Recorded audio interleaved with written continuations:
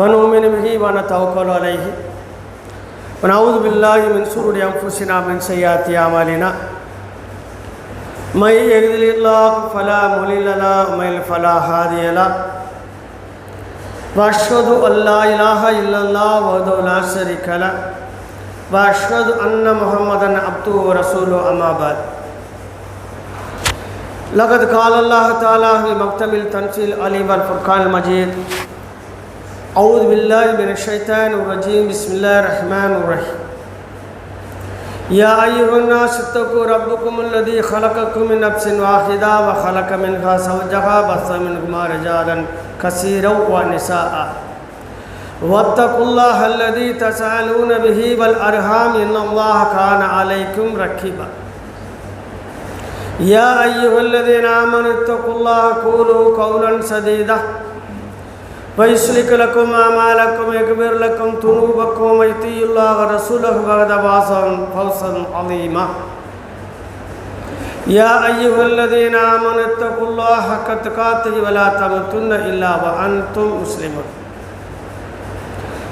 اللهم صل على محمد وعلى آل محمد كما صليت على إبراهيم وعلى آل إبراهيم إنك حميد مجيد اللهم بارك على محمد وعلى آل محمد كما باركت على إبراهيم وعلى آل إبراهيم إنك حميد مجيد அளப்பெரும் கருணையாளன் அல்லாஹ்வினை போற்றியவனாக புகழ்ந்தவனாக இந்த ஜும்மாவின் உரையை ஆரம்பம் செய்கின்றேன். அன்புக்குரியவர்களே, அருமை சகோதரர்களே, அல்லாஹ்வின் நல்லடியார்களே, அல்லாஹ்வின் மாபெரும் கருணையினால் நாம் எல்லாம் நம்மை படைத்த ரப்பாகிய அல்லாஹ்வினால் தேர்ந்தெடுக்கப்பட்ட மார்க்கமாகிய இஸ்லாத்தை ஏற்றுக்கொண்டு அதன் அடிப்படையிலே முஸ்லீம் என்ற சிறந்த அந்தஸ்துடையவர்களாக இந்த பூமியிலே நாம் வலம் வந்து கொண்டிருக்கின்றோம். இன்றைய தினம் இந்தியாவினுடைய 79வது சுதந்திர தினத்தை கொண்டாடக்கூடிய தினமாக இருக்கிறது. காலையில் இருந்து நாட்டினுடைய பிரதமர், அந்தந்த மாநிலத்தினுடைய முதலமைச்சர்கள் எல்லாம் கொடியேற்றி கொண்டாடுகின்றார்கள். இஸ்லாம் சுதந்திரத்தை பற்றி சொல்லும் பொழுது சுதந்திரம் கொண்டாடுவதற்கு மாத்திரமல்ல, உரிமைகளை அனுபவிப்பதற்கு என்பது சொல்லுகிறது. இன்றைக்கி நாம் இஸ்லாம் சுதந்திரத்தை கொண்டாடுறோமா, அனுபவிச்சுக்கிட்டு இருக்கிறோமா? கொண்டாடத்தான் முடியுது, அனுபவிக்க முடியலை. நம்மகிட்ட எந்த விதமான தனி மனிதர்களுடைய அடிப்படை உரிமைகள் இல்லை. அப்போ சுதந்திரம் என்பது கொண்டாடுவதற்கு மாத்திரம்தான். 79வது வருடத்தில் நம்ம நிற்கிற வழியை அனுபவிப்பதற்கு இல்லை. ஆனால் இஸ்லாம் ஒரு மனிதனுக்கு இஸ்லாத்தை ஏற்றுக்கொண்ட உடனேயே ஒவ்வொரு மனிதனுக்கும் ஒரு சுதந்திரம் அளிக்கிறது. நல்ல விளைகிற ஒட்டுமொத்த ஒரு நாட்டுக்கு சுதந்திரம் கொடுத்து யாருக்குமே கிடைக்கல. இஸ்லாம் ஒரு மனிதன் இஸ்லாத்தை ஏற்றுக்கொண்டால் அவனுக்கு ஒரு சுதந்திரம் அளிக்கிறது. என்ன சுதந்திரம் தெரியுமா? நீ தீண்டத்தகாத, அருவருப்பான, அசிங்கமான இழிப்பிறவி இல்லை. நீ சுதந்திர மனிதன். உன்னை போன்ற சக மனிதனுக்கு நீ வணங்க வேண்டிய அவசியம் இல்லை, கட்டுப்பட வேண்டிய அவசியம் இல்லை. உன்னை அவனிடம் தாழ்த்தி கொண்டு நிற்க வேண்டிய அற்ப நிலை உனக்கு இல்லை என்று இஸ்லாம் ஒரு மனிதனுக்கு இஸ்லாத்தை ஏற்றவுடன் ஒரு சுதந்திரம் கொடுக்கிறது. அப்போ எதற்குத்தான் அவன் கட்டுப்பட வேண்டும்? படைத்த இறைவனுக்கு மாத்திரம் கட்டுப்பட்டு அவன் என்னை விசாரிப்பான் என்ற அச்சத்திலே அவன் நீதியுடனும் நேர்மையுடனும் வாழ அமைத்துக் கொள்ள வேண்டும். இதுதான் இஸ்லாம். இஸ்லாம் ஏட்டுச்சுரைக்காய் அல்ல, அது பசி தீர்க்க வந்த தேர்மமிர்தம். எழுதி வச்சுக்கிட்டு சட்டத்தை இந்தியாவில் பொறுத்த வரைக்கும் சட்டத்துக்கு முன்னால் அனைவரும் சமம். அப்படி இருக்கா? இல்லை. குற்றவாளிகளையே விடுதலை செய்யப்படும். குற்றவாளிகளுக்கு ஜெயிலிருந்து வரும் பொழுது அவங்களுக்கு பாராட்டுகளும் பரிசளிப்புகளும் வான வேடிக்கைகளும் செய்யப்படக்கூடிய நாட்டில் நாம் இருக்கிறோம். எவ்வளோ பெரிய குற்றம் செஞ்சாலும் குறிப்பிட்ட மக்களை சார்ந்து கொண்டால் அந்த குற்றங்கள் எல்லாம் அழிக்கப்பட்டு தூய்மையாக்கப்பட்டு விடுவோம். ஆனால் குற்றமே செய்யாவிட்டாலும் நடுநிலைமையான நியாயமான ஒரு சமுதாயத்தில் இருந்தால் அவன் எந்தவித கேள்வி கணக்குமின்றி எவ்வளவு நாளும் சிறையில் அவன் துன்பப்படக்கூடிய சூழ்நிலை இருக்கிறது. இப்படி ஏராளமான முரண்பாடுகளை இந்த நாடு பார்த்து கொண்டே இருக்கிறது. ஆனால் இஸ்லாம் என்பது ஒரு அற்புதமான மார்க்கம். இங்கே வந்து சுதந்திரத்துக்கு முஸ்லீம்கள் எவ்வளோ போராடினாங்க தெரியுமா?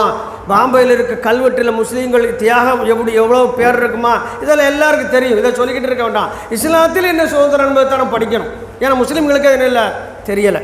ஆகையால் இந்த சுதந்திர தினத்தில் இஸ்லாம் தரக்கூடிய சுதந்திரத்தை பார்ப்போம். முதல்ல தனி மனித கண்ணியம் இஸ்லாம் கொடுக்கிறது. எந்த ஒரு மனிதனும் மீதும் எந்த ஒரு மனிதனும் வரம்பு மீறக்கூடாது. இஸ்லாம் இதில் உறுதியாக இருக்கிறது. எந்த ஒரு மனிதன் மீதும் இன்னொரு மனிதன் அவன் எவ்வளோ பெரிய ஆளாக இருந்தாலும் வரம்பு மீறுதல் கூடாது. அவனுக்கு ஒரு அச்சமற்ற வாழ்க்கையை கொடுக்க வேண்டும். அல்லாஹ் ஒருத்தர் சொன்னாங்க, ஒரு காலம் வரும் இந்த அரபு தேசத்தில் நடக்க ஒரு சம்பவம். ஹல்ருல் மவுத் என்று சொல்லக்கூடிய ஒரு இடத்துல மதீனாவிலிருந்து புறப்பட்டு அவ்வளோ தூரம் ஒரு பெண் தனிமையில் நள்ளிரவில் செல்லக்கூடிய அளவுக்கு ஒரு சூழ்நிலை உண்டாகும். அப்படி ஒரு சுதந்திரம் பெற்ற பூமியாக இந்த பூமி மாறும். அவளுக்கு ஒரே ஒரு அச்சத்தை தவிர வேறு எந்த அச்சமும் இருக்காது. அதுதான் இறையச்சம் அப்படின்னாங்க. அதுதான் இறையச்சம் அப்படின்னாங்க. நேற்று ஒரு கோமாளித்தனம் நடந்திருக்கு. நேற்று நைட்டு 12 மணிக்கு ஒரு கோமாளித்தனம் நீ டிவியில் காலையில் காட்டுதான்.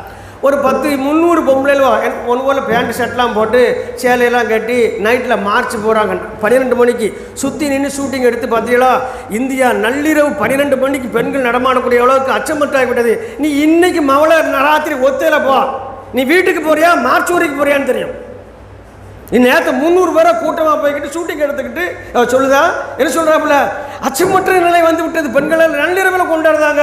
உன் வீட்டு பொம்பளை என்ன செய்ய செய்தி வாசிக்கிறியா? நீ உன் வீட்டு பொம்பளை இன்னைக்கு ராத்திரி 12 மணிக்கு அனுப்ப வெளியில் நல்ல முறையில் வந்தால் சந்தோஷம். அப்படி இருக்கு நாடு. 18 வயசு பையன் 80 வயசு கிழவியை தூக்கிட்டு போய் செய்கிறான், வன்புணர்வு செய்கின்றான். அந்த நாட்டில் 18 வயசு பையன் 80 வயசு கிழவியை அவளை தூக்கி கொண்டு போய் மாறி 3 முறை அவளை வன்முறை செய்தேன் என்று பேட்டி கொடுக்குறான். அங்கே அமெரிக்காவில் ஜப்பானில் இல்லை, இங்கே ஏர்வாடிக்கு எடுத்து வள்ளியூர் பக்கத்தில் உள்ள ஊரில் 4 ஏரி பக்கத்தில் உள்ள கிராமத்தில். இதுதான் நம்ம நாட்டினுடைய யதார்த்த அவல நிலை. அப்போ நம்ம நாட்டை குறை சொல்வது நோக்கம் இல்லை, நாட்டை சீர்திருத்த வேண்டும். இதுதான் நம்மளுடைய ஒரு குடிமகனுடைய முக்கியமான நோக்கமாக இருக்கணும். குறை மட்டும் சொன்னால் போல தீர்வு சொல்லணும். தீர்வு சொல்வது தான் இஸ்லாம். குறை மாத்திரம் சொல்லிக்கொண்டே இருந்தால் குறை களைப்பட மாட்டாது. அப்போ நல்ல விளைவிக்கிறங்க ஒரு தனி மனிதனுக்கு கண்ணியம் பாதுகாக்கப்பட வேண்டும். அவனுக்கு தனி மனிதர் சுதந்திரம் கொடுக்க வேண்டும். அவனுக்கு அச்சமற்ற ஒரு வாழ்க்கையை கொடுக்க வேண்டும். இன்னைக்கு எதுலாம் அச்சம் இருக்கு தெரியுமா? ஒரு நேரத்தில் கொள்ளை அடிக்கவனுக்கெல்லாம் பயம் இருந்துச்சு. இப்போ கொள்ளை அடிக்கவே செய்தான் சாதாரணமாக செல்ஃபி எடுத்து போடான், நாங்கள் இங்கே தான் கொள்ளை அடித்தோம்னு. நேற்று முந்தா நாள் நைட்டு ஏடிஎம் மிஷின் என்ன செய்கிறான் தெலுங்கானாவில் உடச்சி போக எடுக்க முடியல. மேலே டாப்பை கட்டி தூர வச்சுட்டு கீழே உட்காந்து ரூபாய் பையில் வச்சு வேற வைக்கிட்டு இருக்கான். நல்ல வேலை அந்த நேரத்தில் ரோந்தில் வந்து போலீஸ் பார்த்துருக்கு என்ன மிஷின் கலட்ட நடக்குன்னு உள்ளே வந்து பிடிச்சிட்டு போகிறாங்க. போலீஸை அடிக்கான். திரும்ப இன்னொரு போலீஸ் வந்து பிடிச்சி கொண்டு போய் இதான் சுதந்திரம். யார் கிடச்சிருக்குப்பா? நள்ளிரவில் யார் சுதந்திரமாக போகிறான் தைரியமாக? கொள்ளைக்காரன் தான் போகிறான், குடிமகன் போக முடியலை. இப்போ இதுதான் யதார்த்த நிலை. ஆனால் எப்படி இருந்து சொன்னால் இந்த உலகத்தில் அச்சமற்ற வாழ்க்கை வேண்டும் என்று இஸ்லாம் வலியுறுத்தியது. அதாவது அல்லாஹ் வந்து சொன்னாங்க, ஒரு பெண் தன்னந்தனியே அவள் பயணம் செய்வாள், அப்படி ஒரு நாள் இந்த பூமியிலே நிகழும் என்று முன்னறிவிப்பு செய்தார்கள். அந்த நாளும் வந்தது. சஹாபாக்களுடைய கலிபாக்களுடைய ஆட்சியிலே அது நடந்து முடிந்தது. மிக நீண்ட தொலைவில் 450 கிலோமீட்டர் மக்காவுக்கும் மதீனாவுக்கும் சிறு கை குழந்தையிட ஒரு பெண் என்ன செய்கிறாங்க, தனியாக பயணித்து மதீனா அடைகிறாங்க. எந்தவித அச்சமும் இல்லை, அல்லாஹ்வின் அச்சத்தை தவிர. அப்பவுமே நடந்துக்கிட்டு தான் இருந்துச்சு, மீண்டும் அது நடந்தது. அப்போ நல்லா விளைஞ்சிக்கிடுங்க, சுதந்திரம் என்பது அச்சமற்ற வாழ்க்கை தான். சுதந்திரம் என்பது அச்சமற்ற வாழ்க்கை. இப்போ அதுக்கு அடுத்தாக ஒன்று பார்த்தோம்னு சொன்னால், திருடர்களுக்கு குற்றம் புரிந்தவர்களுக்கு சுதந்திரம்னு பார்த்தோமா.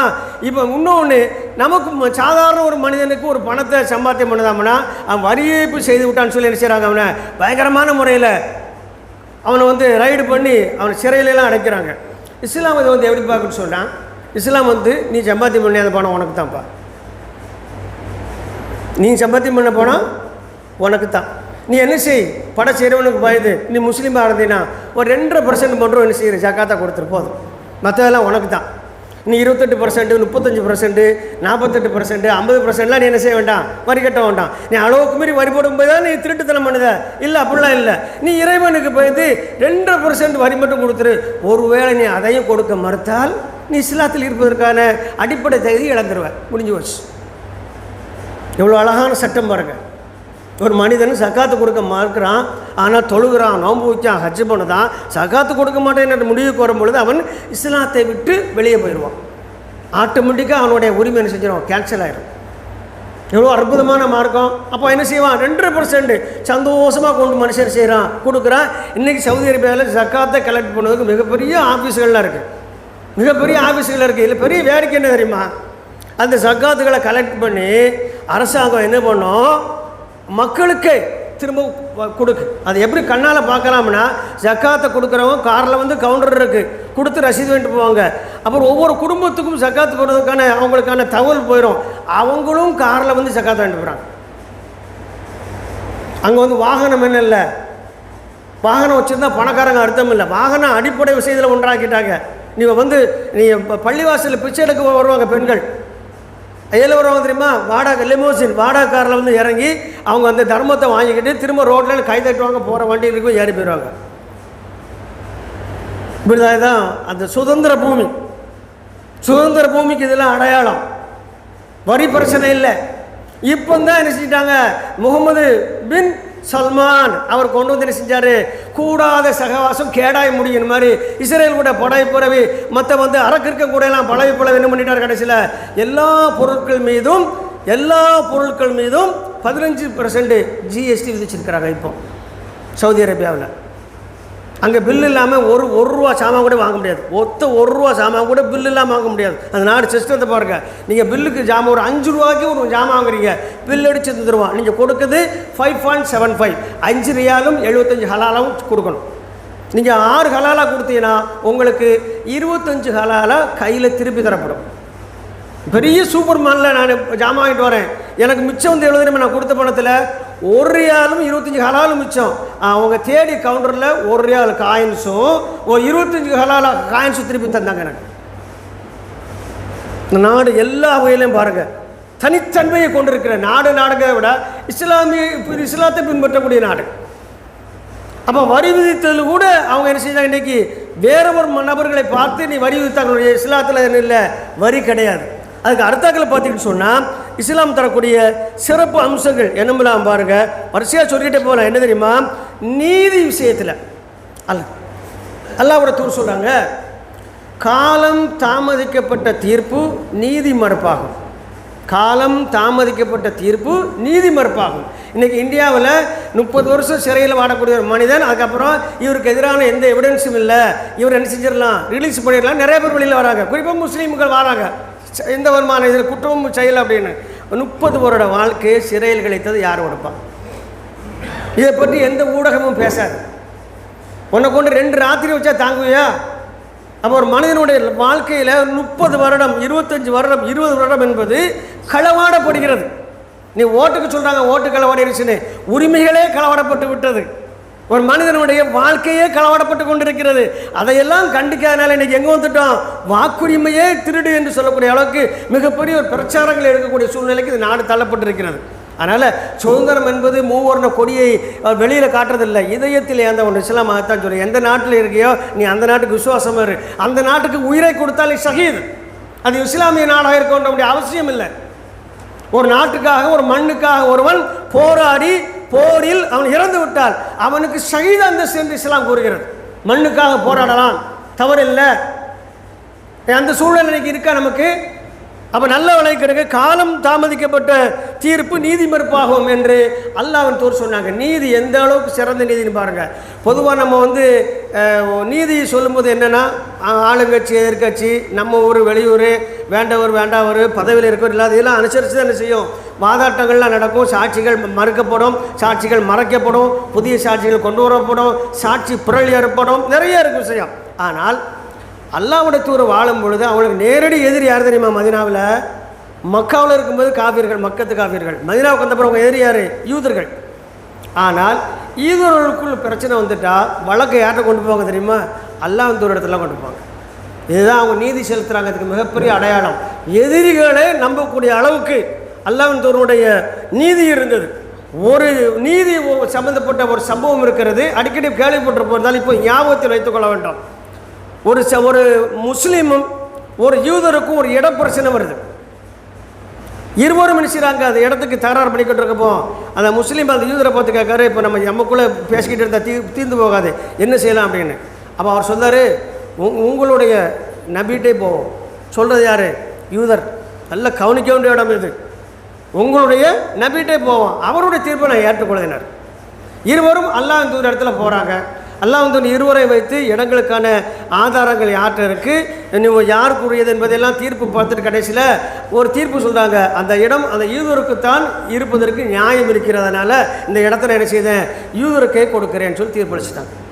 நம்ம முஸ்லீமுக்கு என்ன செய்யலை, அதில் திருப்தி இல்லை, சங்கடப்படுறாரு. நம்ம வந்து முஸ்லீமாக இருந்தோம், இறை தூதர்கிட்ட வந்தும் நமக்கு சாதகமான தீர்ப்பு இல்லையே, எப்படி இப்போ எப்படி ஏறுவாக்க மனுஷன், நான் ஒரு பெரிய கட்சியில் இருக்கேன், நான் குற்றம் செஞ்சுருக்கேன், ஆனால் தீர்ப்பு எனக்கு எப்படி இருக்கணும், சாதகமாக வரணும். ஏன் என்னை வாஷிங் மிஷினில் போட்டு சுத்தம் பண்ணணும், என் கட்சிக்காரங்க எனக்கு தெளிவாக்கிடணும், நான் செஞ்ச ஊழல்லாம் என்ன செஞ்சிடணும், பேசக்கூடாது, அப்படி எல்லாமே இருக்கா இல்லையா? ஆனால் ஒரு முஸ்லீமுக்கு எதிராகவும் இஸ்லாமியர்களுடைய அல்லாஹ்வின் தூதருடைய எதிரியாக யூதருக்கு சாதகமாக ஒரு தீர்ப்பு சொல்கிறாங்க. ஏன் அதுதான் தீர்ப்பு, அப்படி தான் இருக்குது அந்த வழக்கு. அப்போ அந்த முஸ்லீம் வருத்தப்படுறாரு, நமக்கு சாதகமாக இல்லையேன்னு. வரும் வழியில் உமர் கத்தாப் ரலியல்லாஹுடைய வீட்டை தாண்டி இருக்கிறாங்க, வராங்க. வரும்பொழுது முஸ்லீம் சொல்கிறாரு, நாம் வேணால் இவங்கள்ட்ட ஒரு தடவை கேட்போமா இந்த வழக்கை பற்றி அப்படின்னு. யார், எனக்கு ஒன்றும் பிரச்சனை இல்லைப்பா, நீ கேளு, நான் உங்களுடைய இறை தூதர்கிட்டே காட்டிட்டு வந்துட்டேன், நீ யார்கிட்ட கேட்டாலும் எனக்கு பிரச்சனை இல்லை, கேளு நான். அப்போ உமர் கத்தாப் ரலியல்லாஹுடைய வீட்டு கதவு தட்டப்படுகிறது. தட்டினோடனே உமர் கத்தாப் வெளியில் வராங்க, சலாம் சொல்லப்படுகிறது. ரெண்டு பேரும் பரஸ்பரம் சலாம் பரிமாறிக்கொள்கிறாங்க. என்ன பிரச்சனை, நாங்கள் இந்த மாதிரி ஒரு வழக்கு விஷயமாக வந்தோம், அல்லாஹ் தூதரை பார்த்தோம். அப்படியே அல்லாஹ் தூதர் என்ன சொன்னாங்க, இந்த மாதிரி விசாரித்தாங்க, அவருக்கு சாதகமாக வழக்கு சொல்கிறாங்க, தீர்ப்பு சொல்லிட்டாங்க. இது என்ன நம்பிட்டாருன்னா, உமர் கத்தாப் தலைவருக்கு உறுதியான ஆள், ஈமானில் உறுதியான ஆள், நான் முஸ்லீம்னால நமக்கு இது தீர்ப்பு மாறலாம் என்று நினச்சி வந்தார். அப்படியா, அல்லாஹ் வந்து என்ன சொன்னாங்க, யூதருக்கு சொந்தம்னு சொல்லிட்டாங்க. அப்படியே சொல்லிட்டாங்க. நீ அப்போ ஏன் கதை தட்டுனேன், இல்லை அது எனக்கு அதில் திருப்தி இல்லை, அதனால் நான் என்ன செஞ்சேன் வந்தேன். அப்படியா, நான் தீர்ப்பு சொந்தேன். வீட்டுக்குள்ளே போய் என்ன செஞ்சாங்க, வாழை எடுத்துகிட்டு வந்து முஸ்லீம் வெட்டிட்டாங்க. வெட்டுனா அவருடைய தலை கொய்யப்பட்டு கீழே விழுது. அந்த வழியாக வீதியில் நடந்து போகிற அத்தனை பேரை பார்க்காங்க. பார்த்துட்டு சொல்கிறாங்க, உமர் ஒரு முஸ்லீமே கொலை செய்து விட்டார். என்ன செய்தி வருது, உமர் முஸ்லீமையே கொலை செய்து விட்டார். வேகமாக செய்தி பரவி அல்லாஹ்வின் தூதர் காதுக்கு போகிறது. உமர் கத்தாப் ரலியல்லாஹு சொன்னாங்க, அவர் ஒரு முஸ்லீமே கொலை செய்துட்டோன்னு அல்லாஹ்வின் தூதர் உமர் கத்தாப் அழைக்கிறாங்க, வாங்க. மக்கள்லாம் பேசிக்கிற உண்மை, ஆமாம், யாரை வெட்டுனீங்க என்று கேட்கும்போது, உங்கள்கிட்ட 2 பேர் வந்தாங்களா வழக்குக்கு? ஆமாம். அதில் ஒரு முஸ்லீம் யூதர் இருந்தாங்களா? ஆமாம். நீங்கள் வழக்கு சொன்னீங்களா, இந்த மாதிரி தீர்ப்பு சொன்னீங்களா? ஆமாம். அவருக்கு உங்கள் தீர்ப்பில் திருப்தி இல்லை, என்கிட்ட வந்து தீர்ப்பு கேட்டார், நான் வெட்டிட்டேன்னு. ரசூல் ஸல்லல்லாஹு அலைஹி வஸல்லம் செஞ்சாங்க, தரையில் உட்காந்து பேசிக்கிட்டு மெம்பரில் முக்கியமான அறிவிப்புகளை என்ன செஞ்சுருவாங்க, நம்ம ஜும்மாக்கு மட்டும் தான் மெம்பர் யூஸ் பண்ணிக்கிட்டு இருக்கோம். ரசூல் ஸல்லல்லாஹு அலைஹி வஸல்லம் எதெல்லாம் முக்கியமான செய்தி அது அத்தனைக்கும் மெம்பர் தான் யூஸ் பண்ணுவாங்க. நேர மெம்பரில் ஏறினாங்க, அறிந்து கொள்ளுங்கள், உமர் ஒரு முஸ்லீமை கொல்லவில்லைன்ட்டு இறங்கிட்டாங்க, முடிஞ்சு வச்சு. என்ன சொன்னாங்க, வளவள குலகலன்னு இல்லை, நான் என்ன நினைக்கிறேன், ஏன் இப்படி நடந்ததுமா, நம்மளாம் இந்த லாபி பேசுவோமே, இந்த இளவு பிடிச்ச லாபிலாம் பேச மாட்டாங்க. அல்லாஹ்வுடைய தூதர் நேரடியாக செய்தி, உமர் ஒரு முஸ்லீமை கொல்லவில்லை, அறிந்து கொள்ளுங்கள் இறங்கிட்டாங்க, முடிஞ்சு வச்சு. இவ்வளோதான் வார்த்தை. அப்போ என்ன அர்த்தம், அல்லாஹ்வின் தூதரிடத்தில் ஒருவன் தீர்ப்புக்கு வரும்பொழுது அது திருப்தி கொள்ளவில்லை என்று சொன்னால் அது நீதிதான். அந்த நீதியை இவன் ஏற்றுக்கொள்ளவில்லை என்று சொன்னால் இவன் முஸ்லீமாக இருப்பதற்கு தகுதியற்றவன், அவன் இஸ்லாத்தை விட்டு வெளியேறியவன். அதனால் உமர் கத்தாப் ரலியல்லாஹு அவர்கள் வெட்டியது ஒரு முஸ்லீமே இல்லை என்று தீர்ப்பளி சொன்னாங்க. ஒரு அற்புதமான ஆட்சி பாருங்க. இன்னைக்கு நடக்குமா அப்படி? இந்த முறையில் தீர்ப்புகள் வருதா? இன்னைக்கு வரல.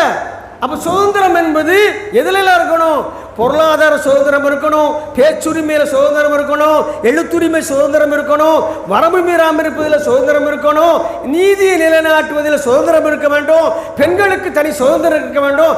இத்தனை சுதந்திரங்கள் சேர்ந்தால்தான் சுதந்திரம். எனவே சுதந்திரம் கொடியேற்றி கொண்டாடுவதற்கல்ல, சுதந்திரம் அடிமட்ட மக்கள் முதல் ஆட்சியாளர் அவளை அனுபவிப்பதற்கான அற்புதமான விஷயம். ஏன் வெள்ளைக்காரன்ட்டு நம்ம சுதந்திரம் வாங்கணும், அடிமைப்படுத்தலாம்.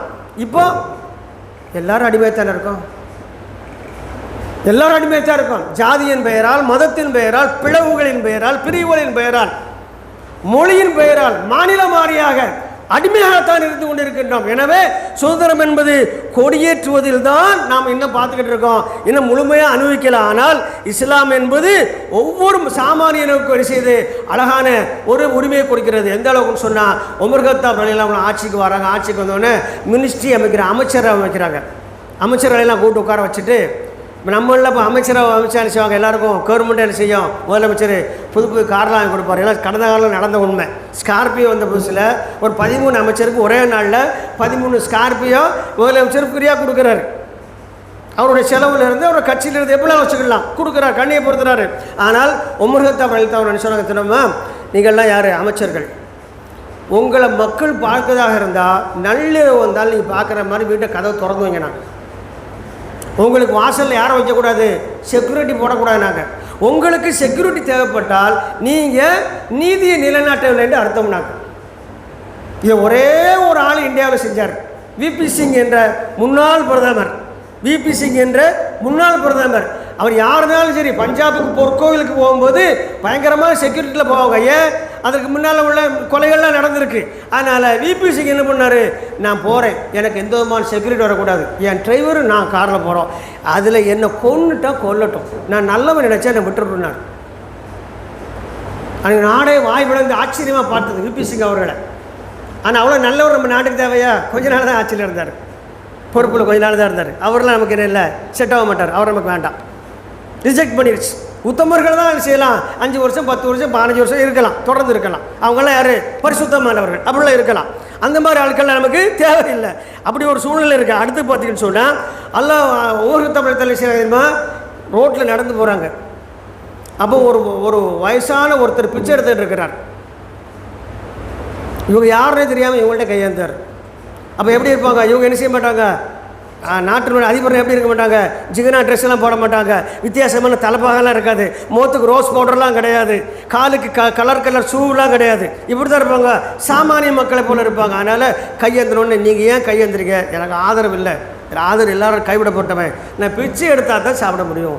அப்படி விசாரிக்கும் போது அவர் ஒரு யூதர், வயது முதிர்ந்தவர். உடனே பக்கத்தில் யார் நிற்கா, அவங்களே மாதிரி சாமானியமான ஒரு அமைச்சர் நிற்கார். கூப்பிட்டு, நம்ம முஸ்லீம்கள்ட்ட ஜக்காத் வாங்குகிறோம், முஸ்லீம் அல்லாஹ் ஒரு ஜிஸியா வரி வாங்கத்தானே செய்கிறோம், இவங்களையே பிச்சை எடுக்க விடணும். இனிமேல் நான் மதினா நாட்டுக்குள்ளே என்ன செய்யக்கூடாது, யாரும் முதியவர்கள் யாரும் பிச்சை எடுக்கக்கூடாது. அவங்களுக்கெல்லாம் வீடு கண்டறிந்து அவங்களுக்கு தேவையான மாதம் தேவையான உணவுப் பொருள்களையும் பொருளாதாரத்தையும் வீட்டில் கொண்டு கொடுத்துருங்க. இன்றைக்கி ரொம்ப லேட்டாக தமிழ்நாட்டில் வந்திருக்கு தாய்மானவர் திட்டம், ரொம்ப லேட்டாக நேரத்துலேருந்து ஆரம்பிச்சிருக்கு. ஊனமுற்றவர்களுக்கும் 70 வயதை தொட்ட முதியவர்களுக்கும், 60 வயது இளைஞர்களுக்கு கிடையாது, 70 வயது முதியோர்களுக்கும் வீடு தேர் ரேஷன் பொருள், பெரிய துணிச்சலான திட்டம். அல்ஹம்துலில்லாஹ், பெரிய விஷயம். ஒரு நேரத்தில் சொன்னது இன்றைக்கி கடைசி கட்டத்திலேயே செய்ய ஆரம்பிச்சிட்டாங்க. நேற்று கிட்டத்தட்ட 21,546,000 பேர் கிடைச்சாங்க, கொடுக்குறாங்க.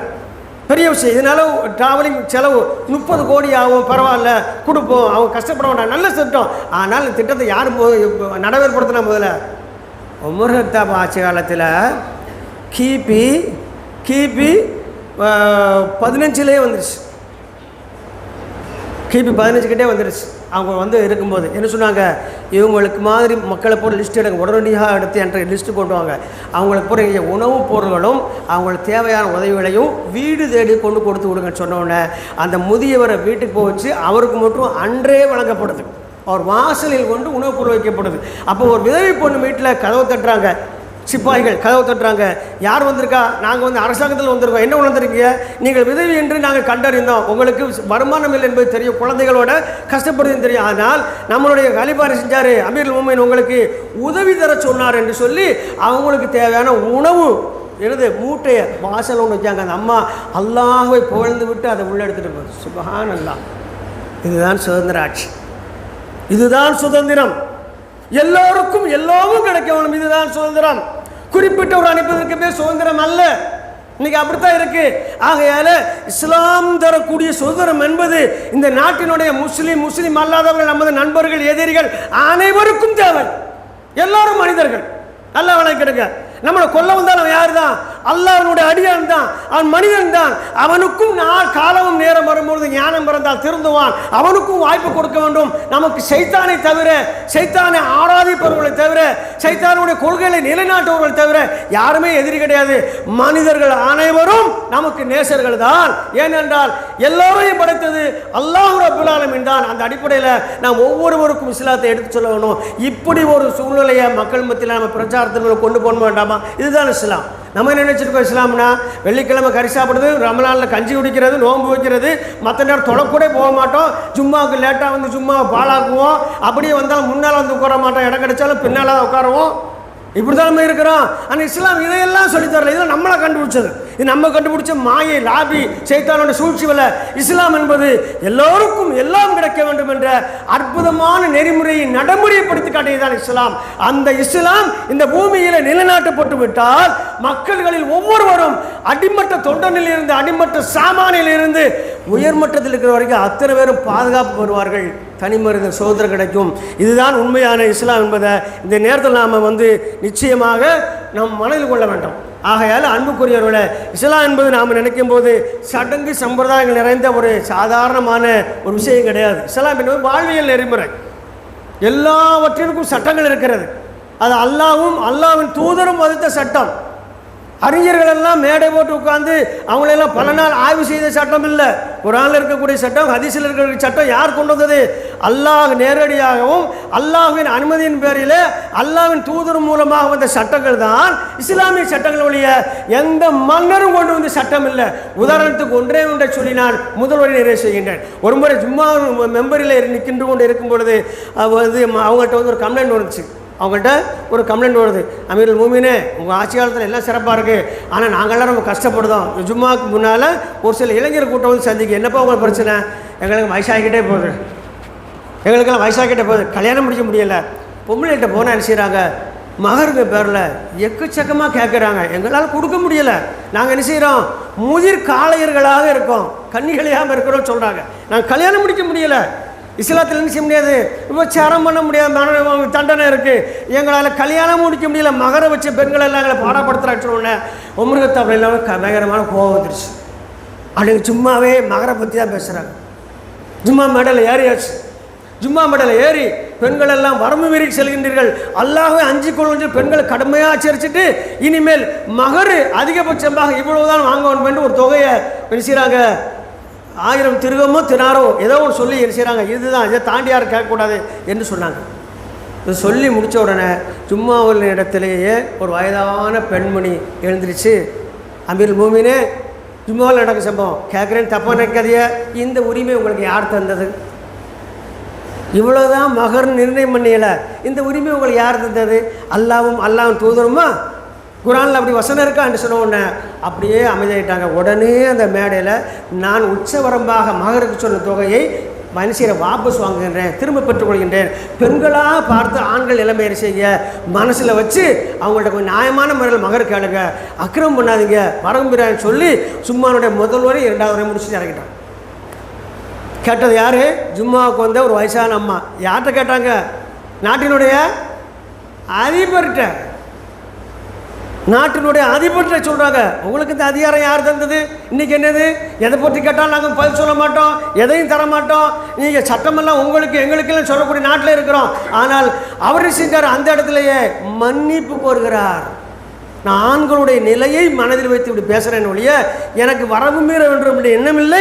அல்லாஹ் அறிந்த நாடு இருந்தாலும் என்னுடைய தவறை நீங்கள் உடனடியாக சுட்டி காட்டியதற்கு அல்லாஹ் உங்களை பொருந்தி கொள்ளட்டும் என்று அந்த அம்மாவுக்கு துவா செஞ்சாங்க. ஜும்மா மேடை விட்டு இறங்கினாங்கன்னு பார்த்தோன்னு சொன்னால் இதுதான் இஸ்லாம், இதுதான் இஸ்லாமிய ஆட்சி.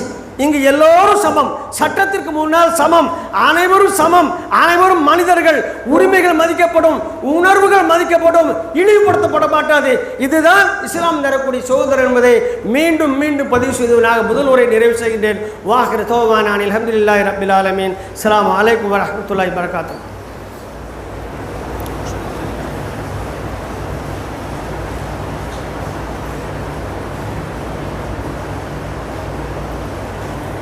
அல்ஹம்துலில்லாஹ் அல்ஹம்துலில்லாஹி நஹ்மதுஹு வ நஸ்தஈனுஹு வ நஸ்தக்ஃபிருஹ். அன்புக்குரிய அல்லாஹ்வின் நல்லடியார்களே, அருமை சகோதரிகளே, முஸ்லிம்களுக்கு இஸ்லாத்தினுடைய அருமையும் பெருமையும் தெரியாததினால் இஸ்லாம் நம்மிடையே சிக்குண்டு கிடக்கின்றது, நம்மை தாண்டி செல்ல விடாமல் தவித்து கொண்டிருக்கிறது. பொதுவாக ஒரு விஷயம் நல்லவர்களுக்கு கிடைத்தால் அவர்களை கடந்து மற்றவர்களுக்கு கிடைக்கும். ஆனால் ஒரு விஷயம் தீயவர்களை அடைந்தால் அவர்களோடு நின்றுவிடும், அவர்களை தாண்டி செல்லாது. நம்மிடம் இஸ்லாம் நம்மை தாண்டி சென்றால் நாம் நல்வழியில் இருக்கின்றோம் என்ற அர்த்தம். நம்மை வந்தடைந்த இஸ்லாம் நம்மிடமே சிக்கின்று கொண்டிருந்து நம்மை தாண்டாமல் நாம் திருமணம் முடித்த மனைவிக்கு செல்லாமல், நம்மை பெற்றெடுத்த தாய் தந்தைக்கு செல்லாமல், நம்ம பெற்றெடுத்த தாய் தந்தைக்கு செல்லாமல், நாம் பெற்றெடுத்த குழந்தைகளுக்கு செல்லாமல் நம்முடனே இருக்குமே ஆனால் நாம் நேர்வழியில் இல்லை என்பது உறுதியான ஒரு சான்று.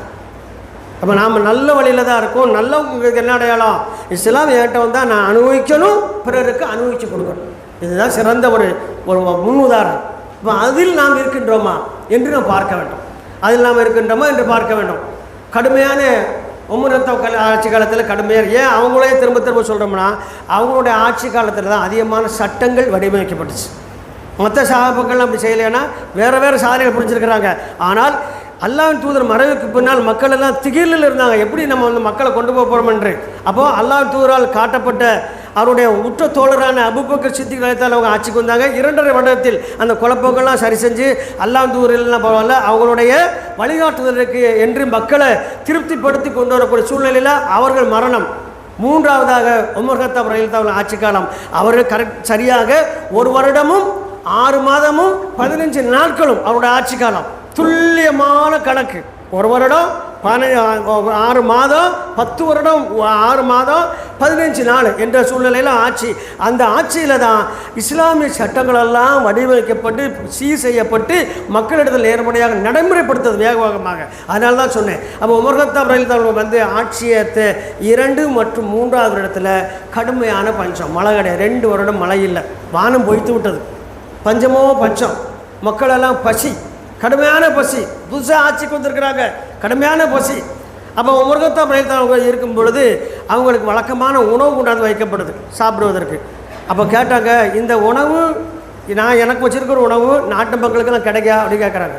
இதான் ஒரு தலைவருக்கும் ஒரு ஆட்சியாளருக்கும் உள்ள முழு உதாரணம். இந்த உணவு நாட்டு மக்களுக்கு இது எப்படி கிடைக்கும்? அவங்களாம் ரொம்ப கஷ்டத்தில் இருக்காங்க, ரொம்ப சங்கடத்தில் இருக்காங்க, அவங்களுக்கு சரியான சாப்பாடு கிடையாது என்று சொன்ன உடனே மக்களுக்கு பசி தீரும் வரை இந்த உணவை என் கண் முன்னால் கொண்டு வரக்கூடாது, எடுத்து செல்லுங்கட்டாங்க. மக்களுக்கு என்ன கிடைக்குமோ அதை போன்ற உணவு தாங்க. ஏனென்றால் நாளை நான் மறுமை நாளில் விசாரிக்கப்படுவேன். என்னுடைய குடிமக்களெல்லாம் பஞ்சத்தில் இருந்த பொழுது நான் நல்ல உணவை உண்டால் வெளிநாட்டிலிருந்து காளான்களை இறக்குமதி செய்தால், வெளிநாட்டிலிருந்து ட்ரெஸ் எல்லாம் தச்சு போட்டா என்ன படத்தை ரப்பு கேட்பான். அதனால மக்களுக்கு என்ன கிடைக்கும் அதே எனக்கு தாங்க. இப்போ ஒரு நாட்டில் எடுத்துக்கிடுங்க, தின்ன சோறு செமிக்காம டாக்டர்கிட்ட போய் மருந்து வாங்கி சாப்பிட்றதும் அந்த நாட்டில் தான் இருக்கான். 3 வேளையில் 1 வேளையோட வயிறார உணவு அடிக்காதவனும் அந்த நாட்டில் தான் இருக்கான். ஆனால் ஆட்சியினுடைய அதிபர் கட்டிலில் அமர்ந்திருக்கின்ற உமர் கத்தாப் ரலியல்லாஹு அன்ஹு சொன்னாங்க, மக்கள் என்ன உணவு கிடைக்குது அதை தான் எனக்கு தரணும். அவர்கள் நல்ல செழிப்பாகிவிட்டால் அவர்களும் இதே போல் உண்ண ஆரம்பித்தால் என்னை கொண்டு வாருங்கன்னு சொல்லி உணவை திருப்பி அனுப்பினார்கள் என்று நம் வரலாற்று பதிவில் பார்க்குறோம். இது என்ன இல்லை, புனையப்பட்ட கதை இல்லை, இது வரலாறு. 100 வருஷம் கழிச்சு இந்த இடத்துல ஒரு ஆள் வந்து நின்னாலும் இதைத்தான் சொல்ல முடியும். இதில் கூட்டி குறைச்சி சொன்னால் அவர் இங்கே இருக்க மாட்டார். அதான் இஸ்லாம். இஷ்டத்துக்கு கதையெல்லாம் சொல்ல முடியாது, நீட்ட முடியாது, சுருக்க முடியாது, தலையை கூட்ட முடியாது, குறைக்க முடியாது, கைகால எக்ஸ்ட்ரா முளைக்க வைக்க முடியாது. எல்லாமே என்னதான் இன்னைக்கு செய்கிற சொல்லி தான் 1400 வருஷத்துக்கு முன்னால் சொன்ன செய்தி தான் இப்பவும் சொல்ல முடியும்.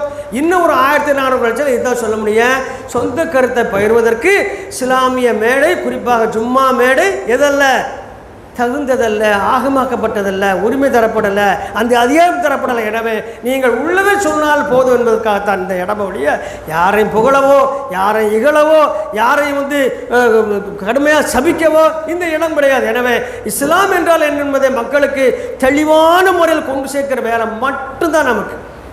இதை சரியாக செய்கிற காலமெல்லாம் இஸ்லாம் இந்த பூமியில் நிலைநாட்டுவதற்காக நாமும் ஒரு ஆயுதமாக, ஒரு டூலாக, ஒரு உபகரணமாக நாம் இந்த பூமியில் இருந்தோம் என்று அல்லாஹ்வினால் நமக்கு பகுமானம் தரப்படும். ஆகையால் அன்புக்குரியவர்களே, இஸ்லாம் என்பது பரிபூர்ணமாக நாம் அனுபவித்து பிறருக்கும் காட்டப்படக்கூடிய ஒப்பற்ற மார்க்கம். இன்றைக்கி ஒரு காலத்தில் எப்படி இருந்துச்சு பாருங்கள். ஒரு மாநிலத்தில் தான் என்ன ஜாதி என்று சொல்வதையே ஒருத்தர் என்ன செய்வார், கௌரவ கோர்ஸெல்லாம் நினைப்பார். அப்படி ஒரு காலம் இருந்துச்சா இல்லையா? ஒரு காலம் எப்படி இருந்தது, 40 வருடம் 45 வருடம் முன்னால் அவர் என்ன சாதினது, நான்லாம் என் கூட படித்து என் ஃப்ரெண்டு கிளாஸில் +2 வரைக்கும் படிச்சிருக்கிறேன், யார் என்ன சாதினே தெரியாது.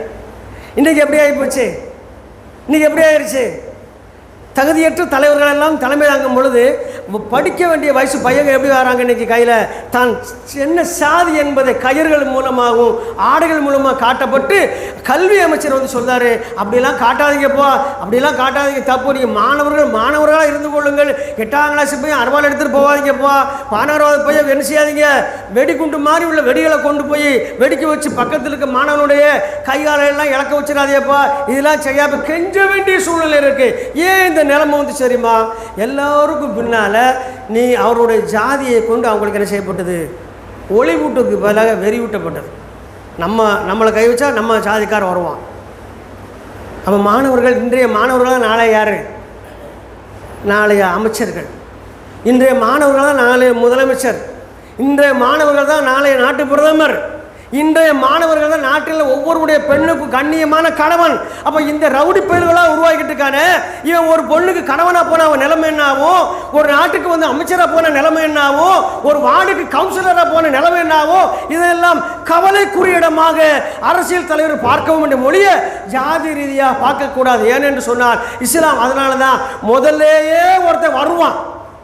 எப்படி வருவான், கூனி குறுகி இடுப்பில் துண்டை கட்டி நீ தொட்ட அசிங்க அருவறுப்புன்னு சொல்லிட்டு ஒருத்தன் வருவான். அவன் சொல்லுவான் இஸ்லாத்தை ஏற்றுக்கிட்ட, முதல்ல இஸ்லாம் சொல்லுவான், இடுப்பில் இருக்க துண்டை அவர் தோளில் போடு, போய் குளிச்சுட்டு வா, கையை கொண்டா, கும்பிடாத, கையை கொண்டா, நீ என்ன தொடு, எனக்கு இடம் இல்லை, நீ தீட்டு இல்லை, நீ அசிங்கம் இல்லை, நீ மலம் அல்ல, நீ மனிதன், என்ன நீ தொடு, நான் உன்னை தொடுதேன், கட்டி அணைப்போம் வா, இனி நீயும் நானும் ஒன்று, நீ குடித்த பாத்திரத்தில் நான் நீர் இறந்துவேன், நீனும் நானும் ஒரே தட்டில் என்ன செய்வோம், உணவருந்த முடியும். இதுதான் இஸ்லாம். எனக்குன்னு ஒரு சட்டம் கிடையாதப்பா, உனக்குன்னு ஒரு சட்டம் கிடையாது. எனவே இஸ்லாம் யாரை அரவணைக்கிறதோ அல்லது இஸ்லாத்தை யார் அரவணைக்கிறார்கள் அவர்கள் புனிதமாக்கப்படுவார்கள். இதுதான் இஸ்லாம். இவ்வளோ அற்புதமான ஒரு விஷயத்தை நம்ம வச்சு நம்ம என்ன செய்கிறோம், நம்ம கூட்டமாக நாமளும் நான் உண்டு என் பொழப்பு உண்டுன்னு போய்கிட்டோம்னு சொன்னால் நாமளும் விசாரிக்கப்படுவோமா இல்லையா அல்லாஹ்விடத்தில்? குறைஞ்சபட்சம் இஸ்லாமில் என்னென்ன சொல்ல தெரியுமா இல்லையா, இஸ்லாத்தோட சிறப்பம்சம் என்ன சொல்ல தெரியுமா இல்லையா, இஸ்லாமியர்களை யார் என்று சொல்ல தெரியுமா இல்லையா?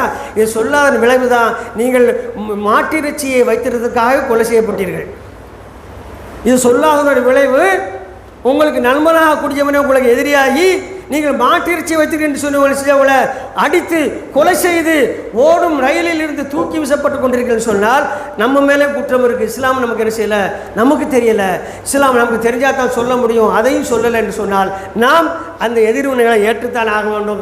எனவே இனி வரும் காலங்களில் இஸ்லாத்தை நாம் சரியாக புரிந்து ஒரே ருசியை உறுதியாக சொல்கின்றேன், யாரும் நமக்கு ஆகாதவர்களோ தீண்டத்தகாதவர்களோ எதிரிகளோ அல்ல.